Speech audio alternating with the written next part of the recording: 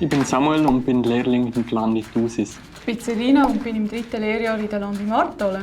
Hallo, ich bin der Gregor, ich bin Wissenschaftler hier im Technorama und wir machen heute beim Potsblitz-Quiz mit.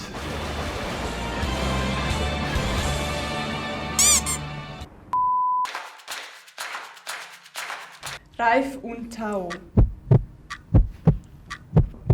Was reimt sich denn auf Tau? Regen. Ist meist am Tag der Himmel blau.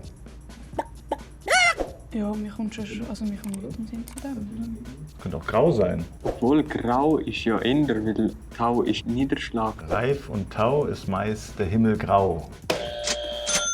Die Auflösung ist, Reif und Tau macht den Himmel blau. Also im Winter, wenn er reif ist, dann ist es meistens Schönwetter, wie ich mich erinnere. Reif entsteht, wenn die Temperatur unter 0 Grad liegt. Ja, weil Sonst ab hast 0 du Grad Tau, friert oder? ja Wasser, oder? Ja, Ja.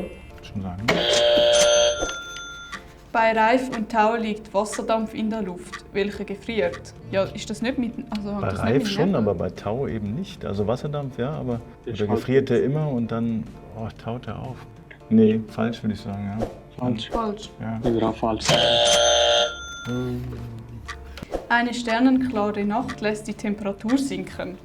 Ja, Bei aus dir? Erfahrung. Ich glaube auch. Ja. Ich sage ja.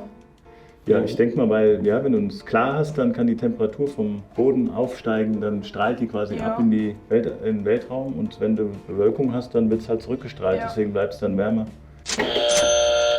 Reif und Tau sind das Gleiche. Nein, Nein.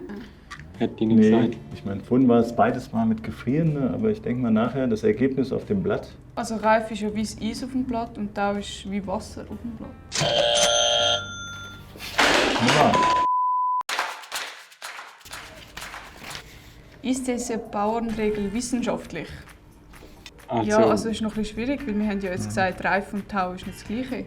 Nee, ist nicht das gleiche, aber beide, ich glaube, weil es war ja beides gefroren in der Luft, ne? Das wusste ich Ja. jetzt auch nicht, ne? Also ich finde es passt gut wissenschaftlich. Ja.